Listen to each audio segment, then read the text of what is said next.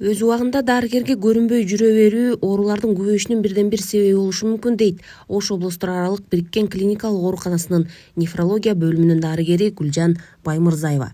Дарыгердин айтуусунда бөйрөк эң маанилүү экендигин билсек да, бөйрөккө анчалык деле кам көрө бербейбиз. Жылдан жылга оорунун баардык эле түрлөрү көбөйүп атат. Анан негизинен эми мен нефролог, бөйрөк дарыгери болгон үчүн бөйрөк оорусу аябай көбөйүп атат. Диализ алган оорулар да көбөйүп атат. Себеби сахарный диабет барып эле, сахарный диабет деле, гипертонический болезнь деле, боор оорусу деле, негизи көп оорунун баары түбү барып эле бөйрөккө тескери таасир берет да. Бөйрөккө тескери таасир берип, бөйрөктүн иштеши начарлап, көбүнчө фильтр иштебей. Себеби дегенде бөйрөк эки парный орган болгону менен эгерде бир бөйрөккө суук тийип, экинчиси жакшы акыбалда болсо, аны биз хронический пиелонефрит деп коебуз. Анда экинчи таза бөйрөк эки бөйрөктүн ишин аткара берет. Бирок бизде даже мындай процентный соотношение алганда тубаса жалгыз бөйрөктөр да көп. Ошолор жапжакшынакай эле бир бөйрөк эки бөйрөктүн ишин аткарып жүргөн оорулар да бар. Дарыгер бөйрөк ооруларынын белгилерине токтолуп өттү. Анын айтымында бөйрөк оорулары көбүнчө белгисиз болуп, бейтаптарга билинбей жүрө берет. Ошентсе да оорунун белгилерин белгилеп өттү. Көздүн асты шишип, зарасынын өңү өзгөргөндө уролог же нефрологдорго кайрылуу керек болот сөзсүз түрдө. Бөйрөк парный орган болуп, размери бийиктиги 16, туурасы 6 сантиметр, толщинасы 3 сантиметр болгон менен айырда толгон токой оорунун түрлөрү көп. Биринчиден жана мен айтып кеткендей тубаса оорулар, просто баягы биздин жарандар билсин деп атам, бир бөйрөгү жок төрөлөт же бир бөйрөгү размери кичине төрөлөт, болбосо така формасында төрөлөт, же болбосо добавочный, аябай көп ошондой наследственный оорулар бар. Анан эми бөйрөктүн оорусунун түрлөрүн дагы айта турган болсок, тубаса оорулардан сырткары эң негизгиси латентный форма гломерулонефрит. Негизи хронический острый гломерулонефрит бул эки бөйрөккө бирдей суук тиет да. Ал эми жана пиелонефрит деген бул жеңилирээк оору болуп эсептелет. Көбүрөөк бир эле бөйрөк страдать этет. Көбүнүн жанагы айткан тубаса оорулардын негизинде же бөйрөк кичине төрөлүп, же така формасында төрөлүп, вторичный воспаление болушу мүмкүн. Ал эми гломерулонефрит бул эки бөйрөккө бирдей суук тиет. Эки бөйрөк бирдей жабыркайт. Анын причиналары көбүнчө муну патология верхних дыхательных путей деп коет. Бул биринчиси хронический танзилит, бизде элде ангина деп коет го. Ошо ангинаны дарылабай, обострение болуп, андай-мындай анча-мынча антибиотиктерди үйдө ичип коюп жүрө берип, кийин ошо бөйрөккө таасир бериши мүмкүн. Гайморит, бронхит, пневмония, ветрянка, скарлатина, толгон токой оорулар. Даже ушуну айткым келет, кариозный зубы. Баягы кыргызча айтканда тишин курт жеп деп коет го биздин элде. Ошо кариозный зубы кээде биз такыр причинасын таппаганда атогенный гломерулонефрит деп биздин Рысбек Исмамбетович, биздин доктор, профессор, нефролог Кыргызстан боюнча атогенный гломерулонефрит деп коет. Ошол литературада бар. Ошон үчүн мен сразу эле айтып кетейин дегеним, ушу кариозный тиштерди дарылатыш керек да. Ошол дагы инфекция берет. Анан женский оорулар, гинекологический оорулар, анан бөйрөктүн мына көмөскөдө билинбей жүргөн формасы бар. Ошону бизде медицинада самый коварный деп коет, бул латентный. Латентный деген сөз кыргызча которгондо белги жок да. Негизи эле бөйрөк өзү үзүп жылкып оорубайт. Бөйрөктө таштар болуп калганда эми бул урологдорго карайт көбүрөөк, же кистада боль бербейт, поликистоздар бар. Мына бизде больнойлор жатат. Бир семьяда поликистоз дегендей баягы бөйрөктө нафаршированный кисталар болот. Азыр мына менде бир больная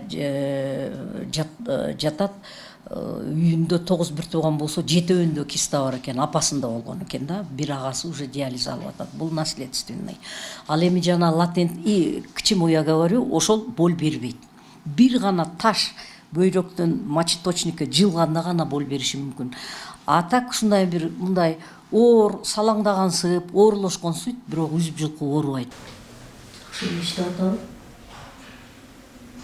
Жакшы иштеп атат ушулдап. Бул бейтап бөйрөк оорусу менен 15 жашынан бери жабыркап келет. Ал учурда 25 жашта. Гемодиализ алганына 8 айдын жүзү болду. Диализге жатканыма 8 ай болду. Бөйрөк оорусу менен ооруп атканыма 15 жашыман бери ооруйм. Азыр 25 жаштамын. Мен да диализден качканмын. Диализден качып, мен ойлогом диализде болду, баса албайм, өмүрүм бүттү депчи. Айтарым, диализге жат дегендерге эртерээк эле жатыш керек. Себеби организм кыйналып калат. Ошонун айынан организм кыйналып калып азыр. Ошон үчүн бир аз кыйналып лечение алып аткан кезим. Организмди кыйнабаш керек, главное ошол. Организмди кыйнап эртерээк жатса, бул менен өмүр жашай бересиң, иштей бересиң, кадимки эле адамдардай жүрө бересиң. Просто бир күндө ар экинчи күнү 4 сааттан убактың кетет. Болгону ошол.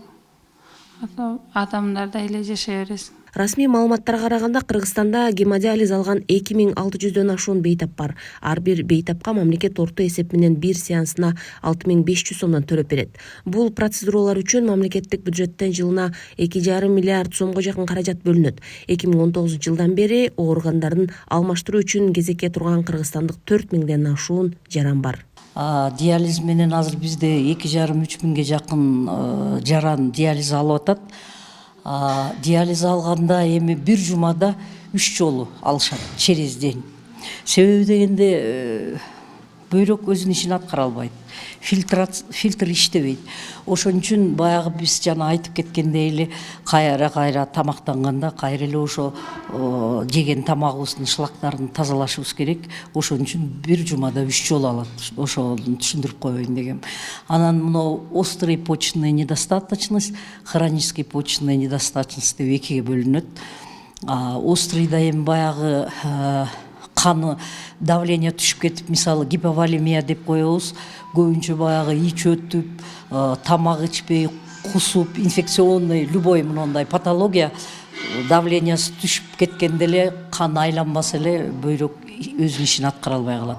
Же болбосо көбүнчө мына көбөйүп атат десем да болот, төрөттөн баягы осложнение болуп, операция болуп, анан өтүшүп кетилгенде бөйрөк ооруп же боору ооруп, каны азайып кетип, бөйрөк иштебей калып, ошо төрөттөн кийин дагы диализге алабыз. Аны острый почечная недостаточность деп коет. Бул острый деген сөз курч ооруу да. Ал эми хронический почечная недостаточность бул өнөкөт деген сөз. Ошон үчүн острый болгондо биз давлениясын көтөрүп, кан куюп, керектүү растворлорду куюп, давлениясын көтөрүп туруп диализге алганда острый почечныйда вообще негизи мочасы чыкпай калат. Сийдик жок, не вырабатывается. Ошентип давленияны көтөрүлүп, туура дарылап диализге алганда бөйрөк иштеп кетип, мочасы чыгып, Кудайга шүгүр 100% восстановление болуп, бөйрөк өзүнүн ишин аткарып, аларды биз 1 жылга чейин наблюдать этебиз. Себеби булар кандай десем, диализ алгандан кийин креатиндер түшүп 1 жылга чейин наблюдать этип, жакшы болсо биз учеттон чыгарып коебуз. Болду, алар кадимкидей жашоо менен жашап кете берет. Ал эми мунагу эң чоң проблема бул өнөкөт, хронический почечная недостаточность. Биздин жарандар ошо бая мен башында айтып кеттим, латентный форма депчи. Латентный формада ошо билинбей жүрүп бөйрөк иштебей калат. Анан дагы кайрылып кетким келип атат. Кээде ошо гематургический форма деп коет. Кан сийип калса айла жок келет, шишип кетсе айла жок келет. Ошондо биз убагында дарылап токтотуп калабыз. Анан жанагындай латентный форма болгондо уже хронический почечный недостаточность менен келгенде уже необратимый процесс деп коет. Бөйрөк курап калгандан кийин ал иштебейт да, ошол учурда анан биз диализ өткөзөбүз. Анан диализ боюнча дагы ушу жарандар билсе экен деп айткым келип атат. Ошо ар бир жаранга 6500-дөн 6800ге чейин бир процедурага ошончо акча кетет. Эми элестетип көргүлө, 2000ден ашык бейтап Кыргызстанда диализ алып аткан болсо, ар бир жаран бир жумада 3 жолу алса, канча расход кетип атат. биздин государстводан ошо бейтаптарга. Андан сырткары рекармон, бүт дарылар, гипотензивный препарат, дары дармектери да баары бекер. Ошончо жарандын өмүрүн биздин мамлекет өмүрүн узартып атат. Нефрология бөлүм дарыгери, көп жыл бөлүм башчы болуп эмгектенген саламаттыкты сактоонун ардактуу кызматкери Гүлжан Баймырзаева эч качан өз алдынча дарыланбаш керектигин айтат. Бөйрөк ооруларын алдын алуу үчүн сууктан сактанып, сууну көп ичип, жыл сайын заараны анализге берип туруу керек болот. Суу дегенде бардык суюктукту түшүнбөш керек. Маселен, алкоголдук суусундуктар суюктук болгону менен бөйрөккө күч келтирет жана зыян. Гүлжан Ажыматова, Алишер Мусажалил уулу, Ош шаары.